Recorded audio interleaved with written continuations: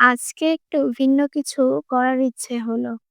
ভেবেছিলাম খুলনার ভিতর কোথায় পাওয়া যায় একটু নিরিবিলি জায়গা। অনেক খুঁজতে খুঁজতে শেষ পর্যন্ত চলে এলাম এক টুকরো শান্ত পরিবেশে। সবার চেনা প্রশান্তি। সত্যি বলতে জায়গাটার নামের মতোই পরিবেশটা এক্কেবারে মন ছুঁয়ে গেল। তাই ভাবলাম আপনাদের সাথে শেয়ার করি এই ভ্রমণের অভিজ্ঞতা। প্রশান্তিটা কোথায় আসলে? প্রশান্তি গড়ে উঠেছে রূপসা নদীর কূল ঘেঁষে।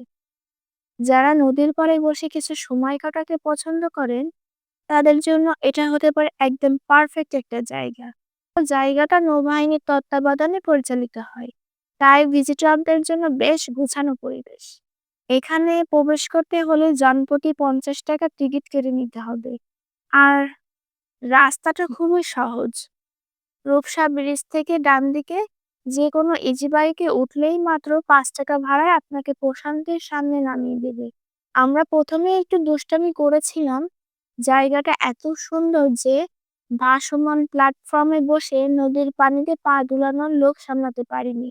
যদিও সেখানে বসা নিষেধ ছিল, ও মুহূর্তটা ছিল অসাধারণ, ভোলার মতো না। ভেতরে ঢুকেই চোখ পড়ল পরিষ্কার পরিচ্ছন্ন পরিবেশ। এখানে দুটো রেস্টুরেন্ট আছে। খাবারের দাম একটু বেশি হলেও পরিবেশটা সত্যিই ভালো। পার্কিং এর সুব্যবস্থাও আছে, তাই গাড়ি নিয়ে এলেও কোনো ঝামেলা নেই। যেদিন আমরা গিয়েছিলাম ঠিক সন্ধ্যা নেমেছিল। ঠিক তখনই বৃষ্টি শুরু হলো। নদীর পাড়ে বসে হালকা বাতাস আর বৃষ্টির ফোঁটা মুহূর্তগুলো সত্যিই অন্যরকম প্রশান্তি এনে দিল। এখানে কেন আসবেন?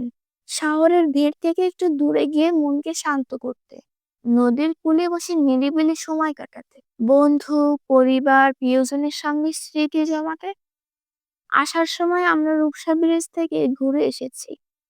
আসলে রূপসা ব্রিজ খুলনাবাসীর কাছে একটা আবেগের জায়গা।